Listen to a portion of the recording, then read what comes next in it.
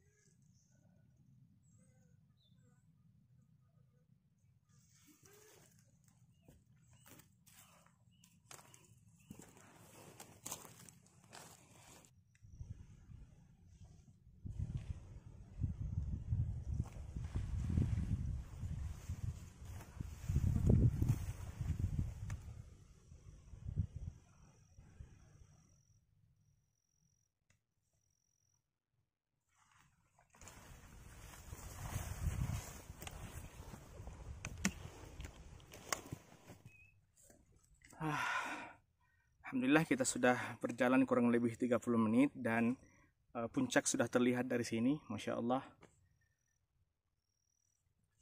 sangat indah. Kita rehat sejenak. Sambil rehat, sambil kita lanjutkan pembahasan kita. Tadi sudah kita jelaskan tentang 2 poin mengapa sampai kita dijajah. Yang pertama adalah karena lemahnya persatuan kita. Yang kedua karena kita mudah diadu domba. Dan yang ketiga itu karena masih terdapat banyak pengkhianat di negara kita. Kalau istilah kami di Sulawesi itu namanya saleang. Musuh dalam selimut. Orang-orang seperti ini teman-teman semua di setiap zaman pasti ada. Dan tidak akan pernah hilang sampai hari kiamat. Nah, mereka ini selalu berkata, kamilah yang paling NKRI. Kamilah yang paling Pancasila. Kami cinta Pancasila. Kami cinta NKRI. Akan tetapi dalam hatinya, ya, di mulutnya dia mengatakan seperti itu. Akan tetapi dalam hatinya menyimpan kebencian terhadap negara Republik Indonesia. Di dalam hatinya terdapat sifat-sifat pengkhianat. Kalau ada ini, ada uang, dibayar, maka mereka akan menjual negaranya dengan harga yang sangat-sangat murah. Setiap zaman pasti ada, ya, pasti ada pengkhianatnya, pasti ada musuh dalam selimutnya. Bahkan di zaman para nabi dan rasul juga ada. Di zamannya Nabi Nuh alaihissalam, yang menjadi pengkhianat itu adalah anak dan istri beliau. Di zaman Nabi Lut alaihissalam, yang menjadi pengkhianat adalah istri beliau. Di zaman Nabi Yusuf alaihissalam, yang menjadi pengkhianat adalah saudara-saudara beliau. Yang jelas setiap zaman pasti ada. Bahkan di zaman Nabi SAW juga ada pengkhianatnya.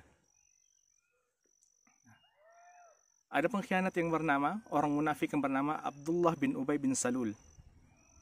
Ya, dia ini adalah gembong atau pemimpin orang-orang munafik di Madinah. Dia inilah yang memfitnah Aisyah radhiyallahu anha, istri Nabi SAW, berzina, berbuat serong dengan seorang sahabat yang bernama dengan salah seorang sahabat Nabi SAW, yang menyebabkan Allah Subhanahu wa taala menurunkan surah An-Nur untuk membersihkan nama Aisyah radhiyallahu anha. Ya, beliau difitnah oleh Abdullah bin Ubay bin Salul berbuat serong dengan seorang sahabat yang bernama Safwan bin Mu'attal radhiyallahu anhu.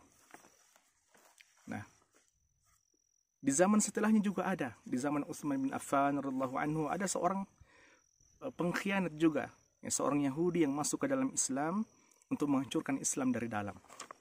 Ya, namanya Abdullah bin Saba. Dia ini adalah pemimpin orang-orang Syiah. Ya, memprovokasi orang pada waktu itu untuk membunuh Utsman bin Affan radhiyallahu anhu. Dan pengkhianat-pengkhianat yang lainnya.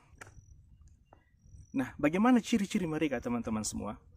Supaya bisa kita kenal. Maka Nabi SAW memberitakan ciri-ciri mereka kepada kita semua. Kata Nabi SAW, ayatul munafiqi salasa. Ciri-ciri tanda-tanda dari orang-orang munafik, orang-orang yang suka berkhianat itu ada 3. Yang pertama, idza haddasa kadzab, apabila dia berbicara, maka apa yang dia bicarakan adalah sebuah kedustaan. Tidak betul. Wa idza wa'ada akhlaf, apabila dia berjanji, maka dia tidak akan menepati janjinya. Wa idza tumina khan, dan apabila dia diberikan amanah, diberikan sebuah tanggung jawab, maka dia khianat dengan tanggung jawab tersebut. Ini ciri-ciri orang munafik kata Nabi SAW. Yang jikalau ada salah satu saja di antara ciri-ciri ini atau ketiga ciri-ciri ini pada diri seseorang, maka sesungguhnya dia adalah orang munafik. Waliyadzubillah. Dan inilah yang membuat bangsa kita menjadi hancur, dijajah karena masih banyaknya berkeliaran orang-orang munafik yang mereka rela menjual negaranya demi keuntungan materi. Mereka rela menjual negaranya, mereka rela melihat negaranya tertindas, terjajah hanya untuk mendapatkan keuntungan yang sesaat, ya, keuntungan duniawi yang pada hakikatnya akan menjadi istidraj baginya. Nah, maka pantas jikalau Panglima Besar Jenderal Sudirman rahimallahu ta'ala mengatakan, siapkan 10 peluru dalam senjata kalian. 9 kalian gunakan untuk pengkhianat, dan 1 kalian gunakan untuk lawan kalian, untuk musuh kalian. Karena sesungguhnya pengkhianat itu adalah musuh terbesar agama dan negara kita. Nah, teman-teman semua, ini adalah perkataan keras bagaimana menyikapi orang-orang munafik dari Panglima Besar Jenderal Sudirman rahimallahu ta'ala. Karena memang kalau dia musuh, maka mudah kita kenali, oh ini musuh saya. Akan tetapi kalau pengkhianat, maka dia adalah musang berbulu domba. Kadang dia teman kita, dan kadang pula dia adalah lawan kita. Dan mereka akan berada senantiasa memposisikan diri mereka di mana tempat dia menguntungkan, maka disitulah mereka. Walaupun mereka harus menjadikan negara mereka sebagai taruhannya. Mereka menjadikan negara mereka sebagai tempat jajahannya. Waliyadzubillah. Ini bahayanya orang-orang munafik. Maka di zaman Umar bin Khattab radhiyallahu anhu, orang-orang munafik itu hukumannya dipenggal kepalanya, dipenggal lehernya. Karena sangat berbahaya bagi kelangsungan pemerintahan kita. Mereka adalah musuh dalam selimut. Mereka adalah orang-orang yang merongrong negara kita dari dalam. Ini teman-teman semua beberapa poin penting, ya, poin yang sangat penting mengapa mereka bisa menjajah kita. Padahal kita ini jumlahnya sangat banyak, sementara mereka sedikit. Karena lemahnya persatuan kita, karena kita mudah diadu domba, dan karena masih banyaknya pengkhianat-pengkhianat negara yang bercokol dalam tubuh pemerintahan kita. Waliyadzubillah. Dan tidak menutup kemungkinan jikalau ini tidak kita basmi, maka tentu boleh jadi akan terjadi lagi penjajahan selanjutnya di negara kita.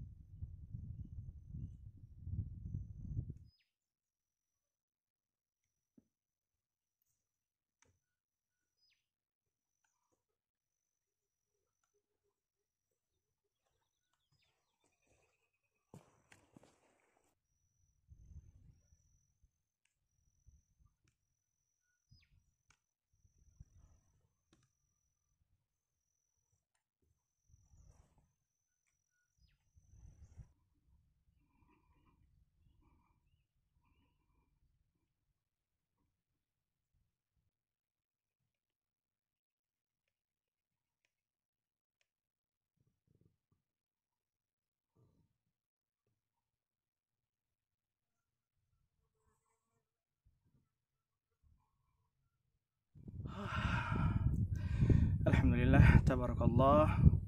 Sekarang kita sudah berada di campsite Puncak Bialo. Puncak ada di atas sana, kurang lebih 15 menit dari tempat kita sekarang. Ini campsite-nya sangat luas, bisa untuk menampung ya 100-200 lah tenda, Masya Allah. Di sebelah sana teman-teman semua, pemandangan kota, ada kota Jeneponto, kota Bantaeng, dan sebelah sana kota Bulukumba. Masya Allah. Capek. Allahu Akbar.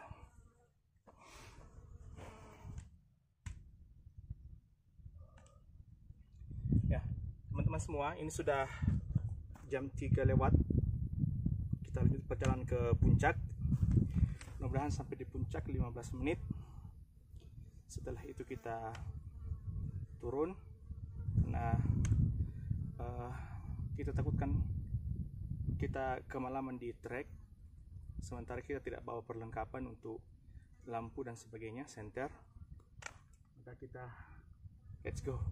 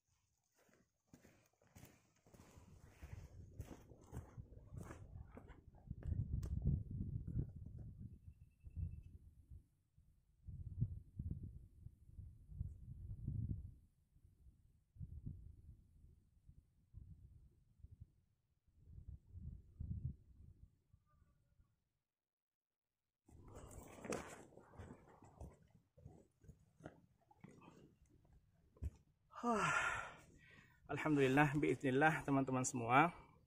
Setelah kita berjalan dari campsite tadi kurang lebih 15 menit, akhirnya kita sampai di Puncak Bialo, ketinggian 2300 mdpl. Nah, kita lanjutkan pembahasan kita teman-teman semua. Setelah mereka, para penjajah ini berkuasa di bumi pertiwi kita ini, akhirnya terjadilah pergolakan, terjadilah perlawanan yang dipimpin oleh pemuka-pemuka agama, para ulama, para kiai, tokoh-tokoh masyarakat. Mereka sebagai pelopor yang membakar semangat rakyat untuk melawan penjajah. Di Sumatera misalnya, di Sumatera ada Toku Umar, ada Tuanku Imam Bonjol, ada Cut Mutia, ada Cut Nyadin. Di tanah Jawa ada Pangeran Diponegoro dan yang lainnya.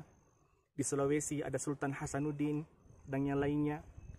Di tanah Maluku ada Kapitan Patimura dan pahlawan-pahlawan hebat lainnya, baik pahlawan yang tertulis dalam sejarah maupun pahlawan-pahlawan yang tidak dikenal, akan tetapi mereka berjuang rela mengorbankan jiwa raganya untuk kemerdekaan Indonesia, untuk mengusir penjajah dari negeri kita. Mereka rela masuk hutan, keluar hutan, naik gunung, turun gunung, bergerilya dengan senjata seadanya. Masya Allah, dengan keberanian dan semangat berkobar untuk merdeka di dalam dada-dada mereka. Sampai akhirnya teman-teman semua, Masya Allah, ini adalah karunia dari Allah Subhanahu wa Ta'ala. Di tahun 1943, tahun 1943 Jepang berkuasa, kemudian di tahun 1945 maka sekutu menyerang negara Jepang. Maka dijatuhkanlah bom di kota Hiroshima dan Nagasaki yang membuat Jepang lumpuh total. Masya Allah, ini adalah skenario dari Allah Subhanahu wa Ta'ala untuk kemerdekaan Indonesia. Nah, dari sini teman-teman semua, berita ini, berita kekalahan Jepang dari sekutu ini menyebar ke seluruh dunia. Ya, bahkan golongan muda dari kalangan bangsa Indonesia seperti Khairul Saleh, kemudian ada Wikana, Darwis dan yang lainnya, itu mendesak Soekarno agar segera memproklamirkan kemerdekaan kita, memproklamasikan kemerdekaan kita. Di mana pada waktu itu Jepang sedang lumpuh total, menyerah kepada sekutu. Namun akhirnya terjadi pertentangan antara golongan tua, Bung Karno, Bung Hatta, Sultan Syahrir, kemudian ada diplomat ulung kita, Kiai Haji Agus Salim. Terjadi pergolakan, terjadi perselisihan di antara mereka, antara golongan tua dan golongan muda. Golongan yang tua mengatakan tunggu dulu, ya, karena tentara Jepang di Indonesia masih banyak. Dikhawatirkan jikalau kita proklamirkan kemerdekaan, maka akan terjadi pertumpahan darah. Akan tetapi golongan tua yang semangat, golongan muda yang semangatnya membara ingin segera merdeka, akhirnya mereka menculik, ya, dalam tanda kutip menculik Bung Karno dan Bung Hatta. Kemudian mereka dibawa ke sebuah tempat bernama Rengas Dengklok yang berada di Jawa Barat sana. Masya Allah. Kemudian dari sini golongan muda ini dengan meyakinkan Soekarno, mendesak Soekarno dan Hatta agar besoknya di tanggal 17 Agustus memproklamirkan kemerdekaan Indonesia. Maka teman-teman semua, yang semoga dirahmati dan dimuliakan oleh Allah Subhanahu wa Ta'ala, dengan rahmat dan ridho dari Allah Subhanahu wa Ta'ala, maka di pagi harinya, di hari Jumat, di tanggal 17 Agustus 1945,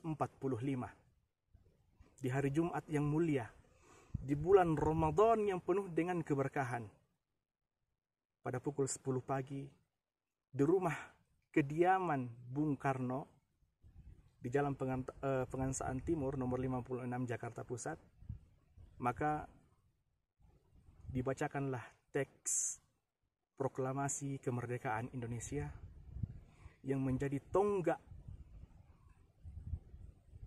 berdirinya Negara Kesatuan Republik Indonesia, yang menjadi tonggak bahwa kita ini adalah negara besar yang merdeka, negara yang berdaulat, dan para penjajah tidak berhak untuk menginjakkan kakinya di bumi kita tercinta ini, di Indonesia kita yang tercinta ini. Sampai akhirnya dengan mulut yang bergetar, dengan suara yang begitu lirih, dengan mata yang berkaca-kaca, Bung Karno membacakan teks proklamasi kemerdekaan Indonesia. Proklamasi. Proklamasi. Kami, bangsa Indonesia, dengan ini menyatakan kemerdekaan Indonesia. Hal-hal yang mengenai pemindahan kekuasaan dan lain-lain diselenggarakan dengan cara saksama dan dalam tempo yang sesingkat-singkatnya. Jakarta, 17 Agustus 1945, atas nama bangsa Indonesia, Soekarno, Hatta.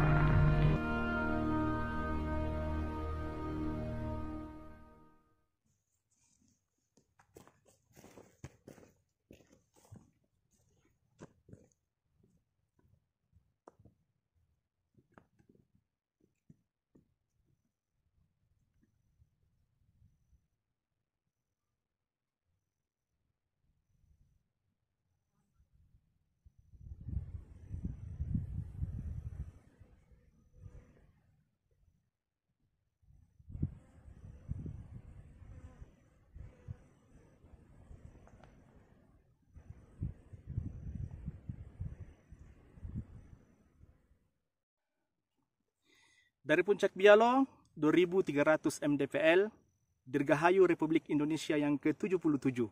Pulih lebih cepat, bangkit lebih kuat, jayalah negeriku, jayalah Indonesiaku, merdeka!